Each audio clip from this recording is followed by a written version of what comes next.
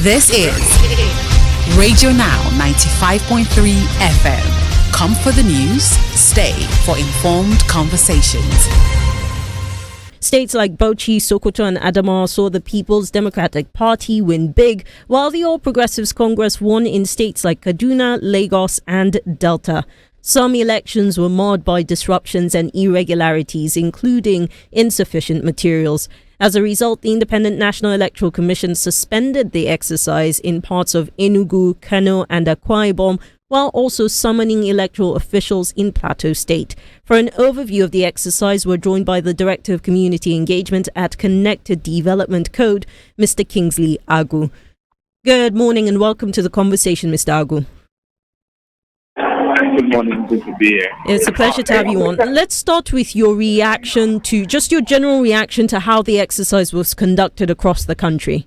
So if you look at the election, the by-election that happened across Mr. Agu, if you could please speak up. So if you look at the elections that happened across the state, you will find out that one thing is constant, and that is the fact that the elections were largely experienced low voter turnout, and then because looking at, I'll give one or two examples. For example, in Kaduna State, where I was privileged to do some observation, well, personally anyway, you could see that most of the polling units were largely scant. People barely came out to start their votes, and that's not too far from. If you're just joining us, it's Today in the News here on Now Breakfast, and we're getting an overview of the by-elections that held in states across the country for legislative positions that were affected by court orders and resignations. We're looking at cases of irregularities in states like Kano, Akwa Ibom, Enugu, where INEC decided to suspend the electoral exercise. Our guest on the conversation is Kingsley Agu, Community Engagement Officer at Connected Development, who joins us live from Abuja at the moment. Mr. Agu, please go ahead. Okay, I think the elections were largely experienced no voter turnout. Looking at most polling units that were reported, you will find out that voters barely turned out to vote, and we were expecting as much as 4.6 million voters across the country. I doubt if we even got up to 1 million, or 1 million persons are coming out to cast their votes in this election. So, and if you don't get the vote as you're having a single person deciding of people, and which is not what election should be about. Democracy should be about the larger public, but we're not getting that as a truth with this by-election. And also looking at the state of violence, there were large-scale violence. Also, across the election, I think less than the elections in places like Kano, in Enugu, and the rest. So, for me, I think the elections did not live up to at all. Did not live up to. Right, Mr. Agu. Right, Mr. Agu, looking back to 2023 and the presidential elections, one of the questions revolved around the INEC system of collating results and uploading them to IREV instantly. Did we have that happen in the by-elections that you witnessed? Well, that I wanted to speak on that because there were no reports of that not working effectively across board. There was no report on that, but most of the reports were on the irregularity. Like some places actually came with pre-sealed results. So I cannot really speak for how IREV actually went on at this point in time. Mr. Agu, thank you very much for speaking with us this morning. Our guest on this conversation is Kingsley Agu. He is the Director of Community Engagement at Connected Development Code. He was speaking to us on the conduct of by-elections across Nigeria over the weekend, where we saw states from Bauchi to Sokoto, Adamawa and Kaduna, as well as Lagos and Delta, engage in elections to that were that were engaged in elections to replace representatives who were either affected by court orders or resignations from legislative seats. The conversation continues this morning on Now Breakfast. We ask, as always, that you stay with us. This is Radio Now 95.3 FM. Come for the news, stay for informed conversations. Over the weekend, the Central Bank of Nigeria, CBN, debunked rumors that claimed it would convert some $30 billion held in domiciliary accounts to naira. Now, this is not the first time the CBN has had to debunk this particular rumor, which has wide-ranging and potentially destructive impact on the economy. For more on this, Radio Now's Nabila Usman spoke with Mukhtar Mohammed, an economist, who begins with a reaction to the development. Well, initially when I saw it, I said, this cannot be true, because this is not the first time we've been having such, what would I call it, rumor. During the Mayfield time, we had something like that, and now it's coming again. For me, as far as I'm concerned, I think it's something that maybe somebody threw it out to them there, and they were thinking about it. It didn't just come out from the blues. That's my take about it. Then when I thought about it, and I said, I hope they will not even think of doing it, because again, that will have a larger implication when it comes to the international committee. Because how can you say you are collecting your citizen domiciliary account, you are collecting their money, and then you are taking it to put in your own reserve as dollars? And so why is the country having both dollars? Why would we as a country not saying we should just keep our own resources just in naira equivalent? So for me, I felt it would be out of place for them to have taken that decision, and that also would have made them to lost a lot of goodwill that they've enjoyed in the international community, because the world has become a global village, and the currency of the world is the dollar. So, and if you collect the dollars from people, you cannot even use your naira card outside the shore of this country. So when I travel, how do I make my transaction? How? So for me, it was a no-brainer that they came out to disassociate themselves from it. And yet, like you noted, it's not the first time that we're having this come up. So let's explore what it would look like if the CBN were to actually take this decision. What exactly would happen? Well, number one, like I said, you will become a pariah nation. That's the first thing. And we are trying to attract international investors, both portfolio and foreign direct investors. You only attract them again because you are not telling them they're coming to your country with their naira, with their dollar, so they want going to leave your country with naira. So it's one policy that would have taken us backward. And I mean backward, maybe to the Stone Age of the 60s, because even in the military regime, when such policy could have even been possible, it was not even thought of. So for me, I don't think they should have even thought about it. Whoever is thinking about it should just get his mind off it. It would have made our economy. If we think our economy is in a bad shape, we have taken that decision, would have been in a worse state. Mm. And, I'm also wondering what the knock-on effect would be on just regular citizens who have dollar accounts, DOM accounts, where they hold. We've come to a place where it's almost a regular practice for an everyday Nigerian to hold their savings in DOM accounts. So what would that knock-on effect be? I think that's where I have a problem here. Before this announcement came, I went to a place and I saw a young man, and he was telling me, they said dollar will get to 2,000. So I bought dollar. I have $100. So it's all about the mentality, the dollarization. And the banks also are not left out of it, because the financial institutions also are involved in it. You remember that the CBN has to order the banks to pay up to make sure that they release a dollar in excess of $5 billion, which they've been holding in their own cash reserve also. So that also is a big problem, that Nigerians you don't believe so much in their currency because of the kind of barter the currency have gone through. So it will take a reorientation for us to get there, because like you said, a lot of Nigerians save their money in dollars because they think that the naira has no value, and then the dollar keep increasing in value while the naira keep depreciating in value. But like I always say, and I'll say it here again, the only time your dollar makes sense is if your dollar is in an investment. If it's not in any investment, it's not going to make any sense, because the only time your dollars will not make sense when you narrate direct it back to the naira. That's when it makes maybe when you change it back to naira, that's when you see Or if you are holding a dollar and it's not increasing, inflation in some of these countries is about, even if it's single digit, you're talking inflation of 5 to 7%. So if your dollar is not making any return up to 5 to 7%, then it's already depreciating in value if you have to spend it in America.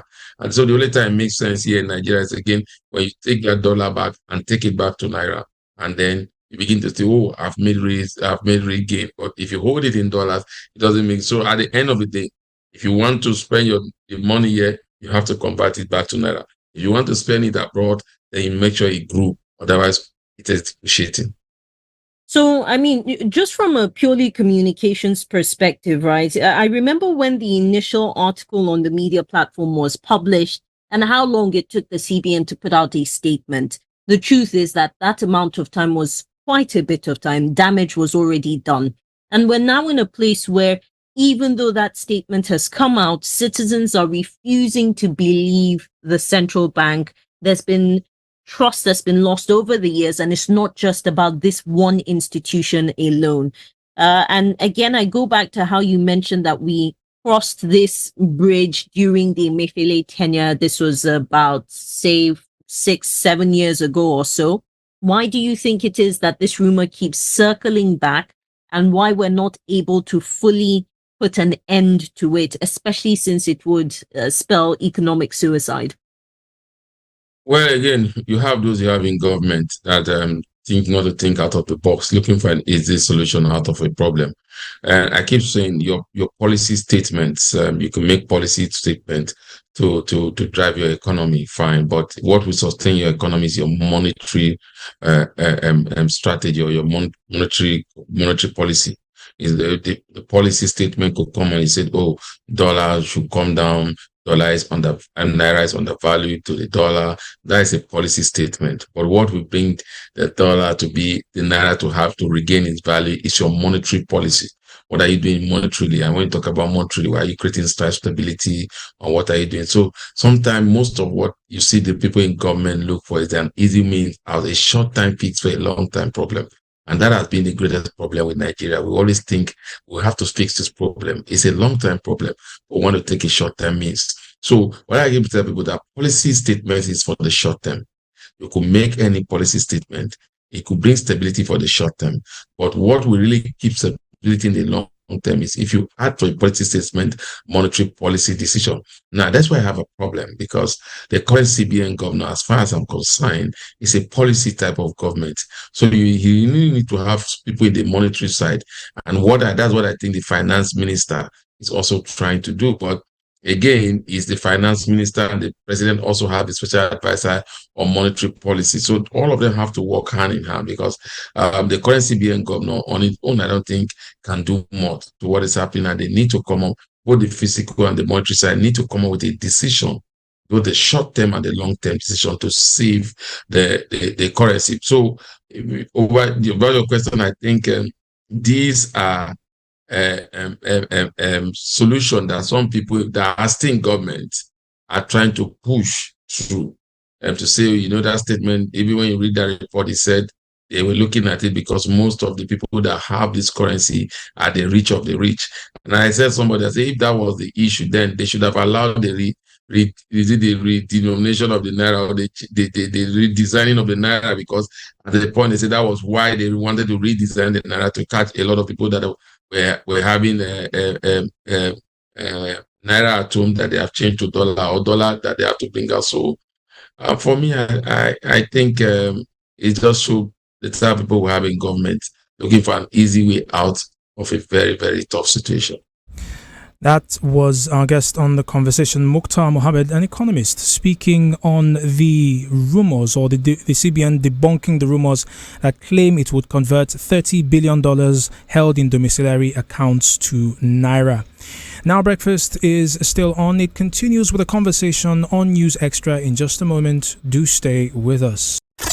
This is Radio Now 95.3 FM. Come for the news, stay for informed conversations. Protests have broken out in Dakar, the capital of Senegal, following the indefinite postponement of the presidential election, which was supposed to hold on the 25th of this month. This announcement marks the first time in Senegal's history that a presidential election has been postponed. The country's President Macky Sall defended his decision, citing irregularities in the composition of candidates on the ballot. This latest development follows speculations from last year that claimed that President Sall would attempt to run for an unconstitutional third term. For more on this, Radio Now's Stephen Imediegu speaks with Mamadou Tio. Mr. Tio is the president of the Council for the Observation of the Rules of Ethics and Professional Conduct in Senegal. He starts off by reacting to the postponement of the election. I mean, the news of President Sall postponing the presidential election due on February 25th is a bombshell for almost everybody here in Senegal, because this is something which has never happened in our history since we started voting for president in 1963. So that's why, people are still questioning how come that we come to such this outcome. What does this mean in light of the fact that Mr. Sall has repeatedly said he will not be seeking re-election? Yeah, for some analysis, it's if this postpone is a done deal, it's meaning it's another way of him, getting a third term. Because people are now coming with the news that he want to stay 2 more years in power, and nobody knows. What people are afraid of is, for the time being, the schedule is for tomorrow at the National Assembly, with some MPs, supporting the president, which are from the former ruling party, the PDS, will be voting a law to postpone the election for 6 months. And there is a call for a rally in front of the national election on Monday morning, because as Senegalese did it in what we call in June the 2023, 2011, when they demonstrate in front of the National Assembly with then President Abdoulaye trying to vote to get a law to do some kind of tricky things on the law for him to win the presidential election due on a few months later.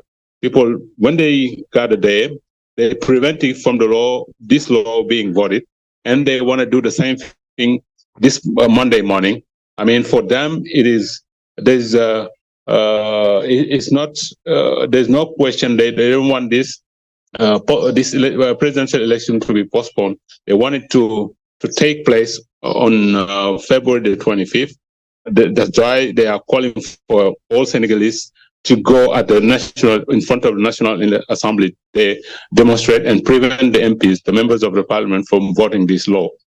Mr. Sall cited controversies over the disqualification of some candidates, as well as allegations of corruption in some elected-related cases as the reason why he postponed the elections.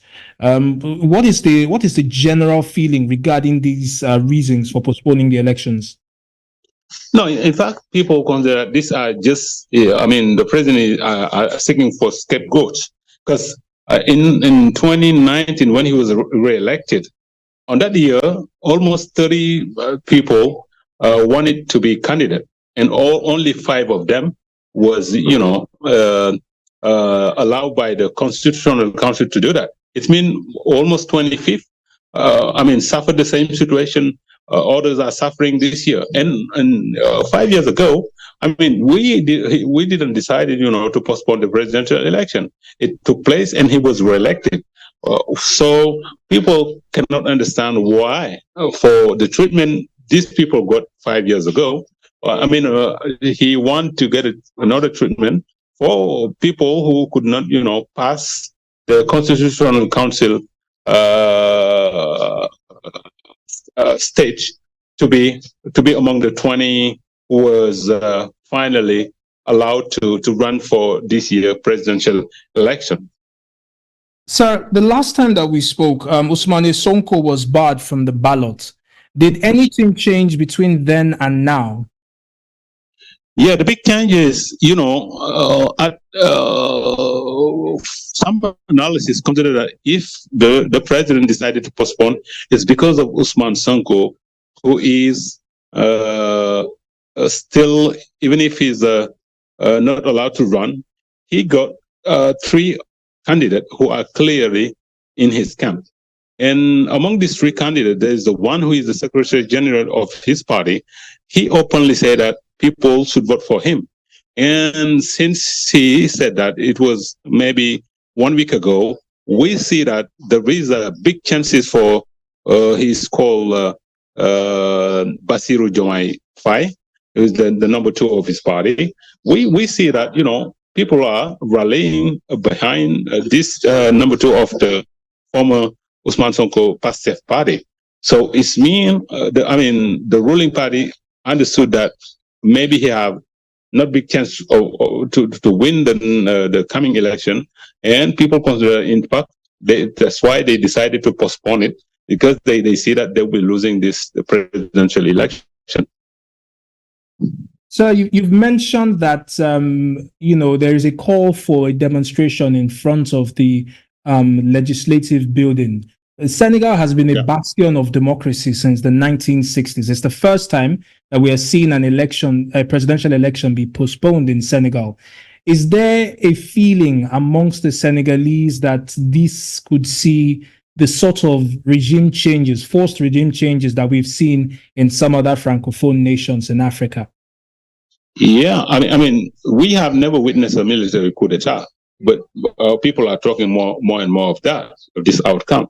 We still think that we can avoid it, because that's why people are calling for all Senegalese to go in front of the National Assembly and show them that they are being elected as members of Parliament to respect the willingness of Senegalese people not to go against that.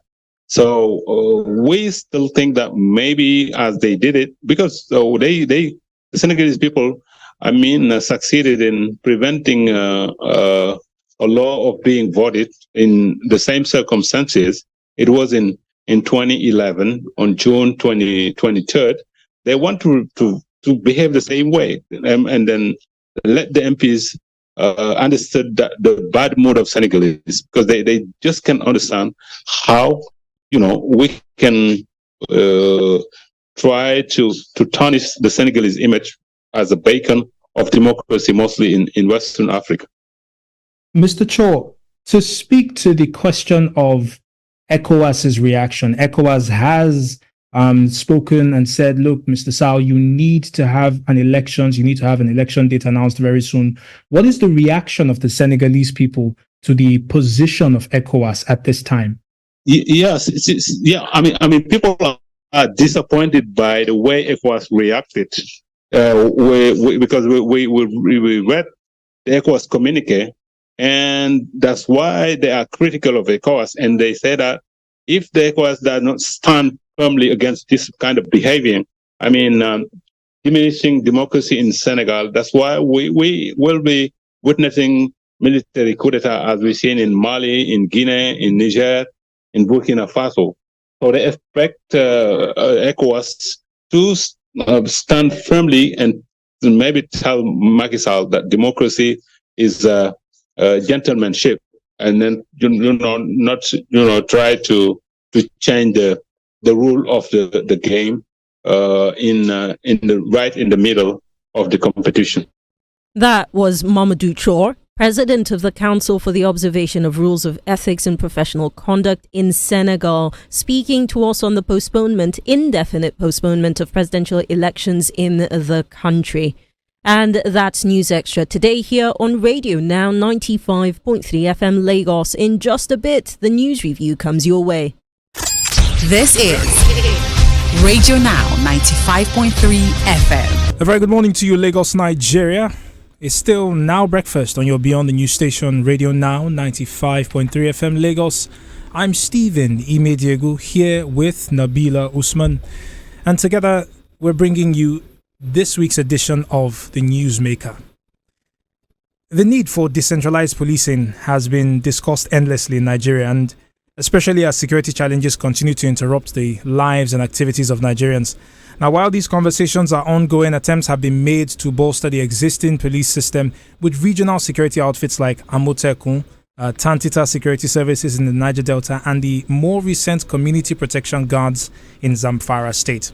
Now, there have been conversations, however brief, or inconclusive about state and community policing, but all these efforts have pointed repeatedly to a growing concern about security and Nigeria's ability to tackle crime and criminality.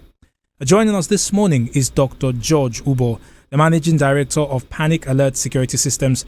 Dr. Ubo has a PhD in security management, and he joins us to speak on the idea of decentralizing the police force. Dr. Ubo, good morning, and thank you for joining us on the conversation. Good morning, how are you? We're fine, thank you. My colleague Nabila Usman is here, and together we're going to be having this conversation this morning. To start with, can you give me an overview of the policing system that we have currently in Nigeria, pointing out specifically what issues we have, what things are wrong with it? It's simple. You cannot police any country without having a database, whether it is centralized police or decentralized policing. You have to have the database of everyone in that country.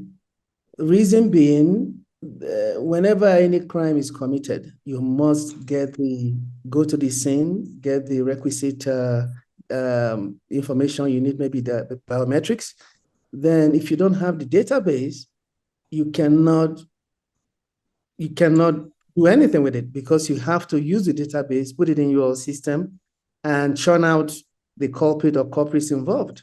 So if you don't have database, even the blueprint I wrote, I stated clearly, if you don't have database, don't even bother with other things involved. Because if you don't have database, you can't deal with the emergency transmission and all that. So database is the key. Now, once you get the database, reason being, you have the identity and information database, by the way, meaning you have your identity database and information. For instance, if you go to court, there is a court judgment against you, say for 100 million naira, it should be in a database. So if you go to the bank to loan money, the bank should be able to find out that there is a judgment against you. So this is all part of running a country, in the sense of security. Now, once you get the database, and I'm talking biometrics, iris, that is your eyes, your voice, because there is no crime you commit without, talking, touching, moving. So once you have all that, it makes solving crimes easier, even if you don't solve it immediately. But if you now have encounter with anyone who is not captured in the database, then once you capture that person, it will query the person's identity. For instance, if that person was involved in a robbery incident 6 months ago, it will tell you the so-so person was involved in so-so robbery. So that is the reason database is very, very, very crucial to solving crimes. There is no country you have that is robust in crime solving that doesn't have database. Now, after that, you go into emergency transmission, response, and evacuation. even with the database now, whenever there is any crime, you must have a response team on ground.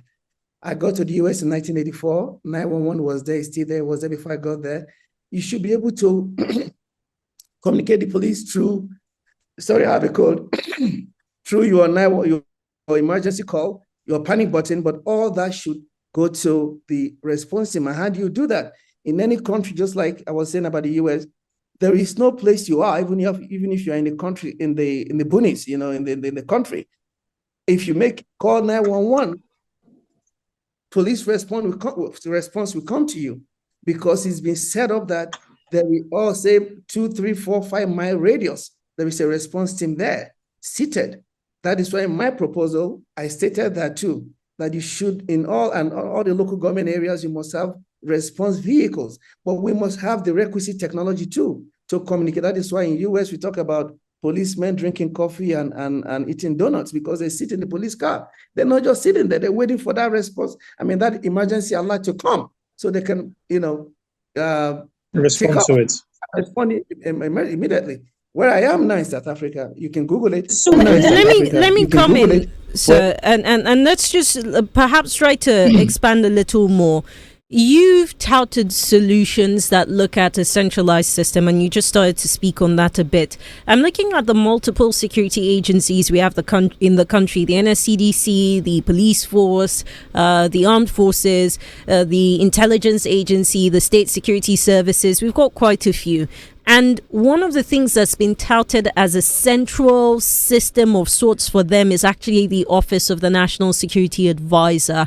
Let's speak about where the inadequacies are with the office and how it is set up right now in the context of some of the solutions you've touted. It's simple. I call it overlapping functions of the security agencies. When I attended NIPS Guru, I stumbled into the proposal George Bush, former president of the US, made to the US Congress after the 9/11. Of course, you know the impact of 9/11. After that, all the security chiefs were gathered together in the US and said, guys, what is going on here? Why did this happen to us? And they found out that under the old system, and they use an example, like if a ship comes into the US, about 4, 5, 6, up to 7 agencies from US Coast Guard to immigration to custom, the local police will have jurisdiction. And instead of them to work together, they will be butting heads and fighting. And in so doing, a dangerous person and or weapon will slip into the country. And that was like boom to me, because that is what happens. When I was writing my blueprint, actually on Arise TV one morning, there was a situation in Edo State, some pipeline vandals, Nigerian Army, police, and a local security outfit, and the NS, whatever, the civil defense, they were actually arguing who has the jurisdiction to arrest these vandals. I said, boom, this is it. This is exactly what the US then talked about, because that is what happens in Nigeria. Of course, you know, the same Edo State, when Oshomole was governor, his aide was killed. The DSS arrested some suspect, police arrested some suspect. There was this headbutting as to who has the right suspect. So back to your answer, madam, it's not really about the nomenclature, it is about the technology and the need to, and what the US did under the Department of Homeland Security is to fuse all these agencies under one umbrella. That is why now when you go to US, you see DHS Custom, DHS Immigration. They did that so that they don't see each other as enemies. So because they not share database, they're still different agencies, but they share database. Now you have to have a situation where the Nigerian police, army, civil defense, all of them, they need to share database. And to do that, it doesn't matter the office, it could be the NSS office, has to coordinate. There has to be a coordination so that database, whatever the police has, the army would have, civil defense would have, so that anything they're doing, they would know, like click of a button. That is the issue here. Right. Yeah, so if police arrest someone, go ahead. I apologize for interrupting. Now, when we're talking about database, we've seen attempts in Nigeria to create a database.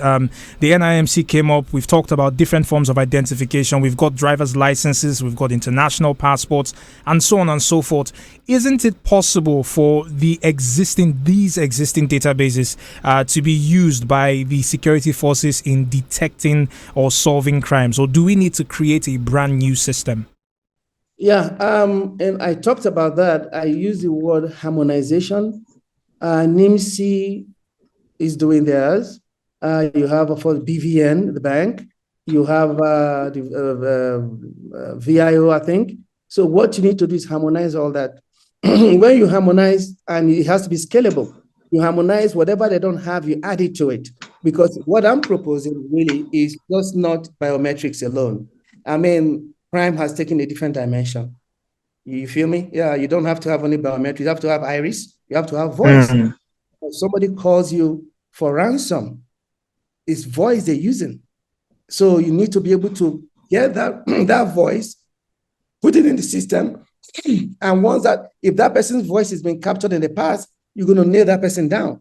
So we need to do it in consonant with the way the dimension crimes and criminality have gone. So that is why we need to propose, and whenever you do it, it has to be like I use the word scalable. You have to be able to adapt and scale it in the future So that is why even the blueprint, I started writing it in 2008, and I'm still improving it because, like Eneke the Bird, things fall apart. Eneke the Bird said, since men have learned how to shoot without missing, he has learned how to shoot without missing. Without passion. So that is why even after 9/11, as sophisticated as the US system was before 9/11, they still found something wrong. And they had to go back to the drawing board and came up with Department of Homeland Security. And it's been working. So that is what you do. You don't just, and this is a system that was so sophisticated. I mean, look at us. We don't have up to what the US had before 9/11, and we still have not improved. So the proposals are there. Now, if you recall the time of Obasanjo, Sajem, the French company, was going to do the database for Nigeria. There was this whole corruption thing involved. It's not like we don't know what to do. I mean, we've got brains, Nigerians, in all these companies all over the world. You've got Nigerians working there. It's just the issue of implementation and the politicians having the willpower to do it. For instance, my information database, the part of that database has to do with collation of all, like, for instance, homes. With that, you can, people that own 60, 70 homes in Abuja, they ask people that own it, you'll be able to try to, find out, but they will not implement it because they know once they implement it, it's going to be the albatross, it's going to be their water. That is the issue, is the willpower.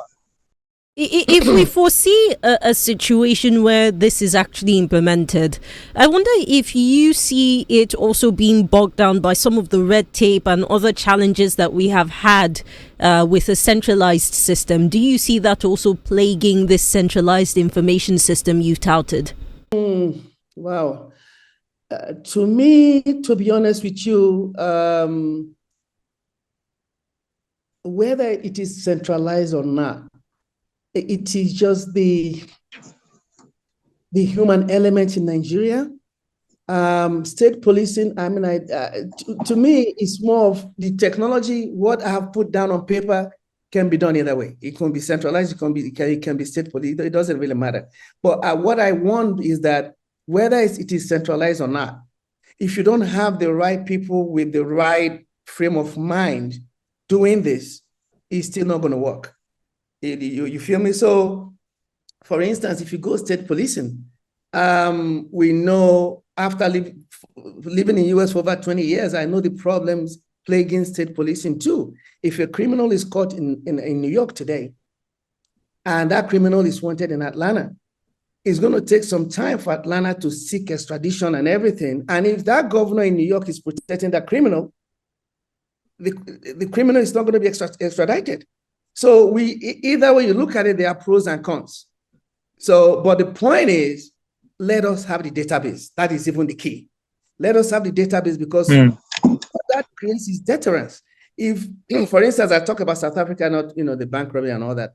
When you have, when I started Panic Alert Security Systems in 2008, the late CP FCT Haruna John, very good friend of mine, said, look, that because our electric fence, when you cut the wire, it transmits to the handset, our control room, and the police for response. The armed robbers stayed away from, and they confess that those houses with the electric fence, they don't mess with them. That is deterrence. So that is what you create now. When you have the database and you start, catching robbers and thieves, very swiftly, is going to create that deterrence. They're going to be very careful what they do. For instance, if kidnappers kidnap, and through the voice recording, you start apprehending them because you have their data. You know that this person's data, this is who this person is. Then it's gonna make them sit up. But when you have a country where you don't have database, you're not really making any dent on apprehending this. Of course, they're gonna have a field day. That is the issue. I mean, I use the bombing, the Boston bombing, the Sanaya brothers. So, Dr. Roberts, it was a CCTV that caught them. The CCTV, not the government CCTV, of a store owner. So if we can get, yeah. So to hone in on this particular one, what we have seen as far as Nigeria is concerned has been attempts to create a database, and you've talked about harmonizing them. I wonder if the suggestions that you're making can be applied in any way to, I would say the most recent one has to be the NIN, which is still an ongoing conversation in Nigeria, with some SIM cards set to be barred this year. Looking at the security challenges, especially around kidnapping that we've seen in Nigeria in the last few months of the last few weeks of 2024, is there a way that your proposed system, without, say, the voice tracking ability, would have been able to solve some of these crimes faster? Yeah, because if you look at my blueprint, the emergency transmission, you have a system where it could be a national grid, where you call, and it's going to be set up in different dialects. And of course, you're going to work with the GSM companies. And that protocol involves whenever you call, even when you call, your voice is already captured, so they will know if you are the real person calling or not. So wouldn't, under that system, use any SIM card to make any call if it's not registered like that, because it's not even going to work. But the bottom line is, apart from the voice, you see, it's a multi-dimensional approach. Apart from the voice, you have geolocation. When a kidnapper is calling you and just talking freely, come on, man, not this day and age. You should be able to geolocate where that person is, apart from the voice. So it's not this. There are so many ways to catch them. The voice is there, the geolocation is there, you name it. So either way they go, then of course, if it's, for instance, the Chibok one, where you take 100, 200, there is no way, even from my control room. That was why the US government was laughing at us. How can you take 100 people in the bush, in the forest, this day in age, without having the system, the drone, to locate them? Do you know what it is to transport 100 people? It's not possible. Not even 10, not even 2. Where you are now, there are drones that are seeing you where you are now all over the world. As you are now, there are some drones that can take you out from Israel, from where you are. I mean, so what I'm saying is, the technology is there. We have it. You cannot move 10, 20 people in the along and demanding ransom without knowing where they are, if you have the requisite technology, apart from even the voice or the whatever. So that is what I'm talking about. We just need to embrace technology, period. Definitely. I think that is the line that we can pause this conversation on today. Dr. Ubo, thank you very much for speaking with us, and thank you very much for sharing the insights that you have about solving insecurity in Nigeria. You're welcome. Thank you. Our guest this morning, Dr. George Ubo, is the CEO of Panic Alert Security Systems. He's also the chairman and executive director of George Ubo Whistleblowers Network. He joined us to speak on Nigeria's security challenges, decentralizing the police by applying technology to solve our security problems. We'll continue to have these conversations and much more right here on Radio Now 95.3 FM. We ask, as always, that you stay with us as we take you beyond the news. This is Radio Now 95.3 FM.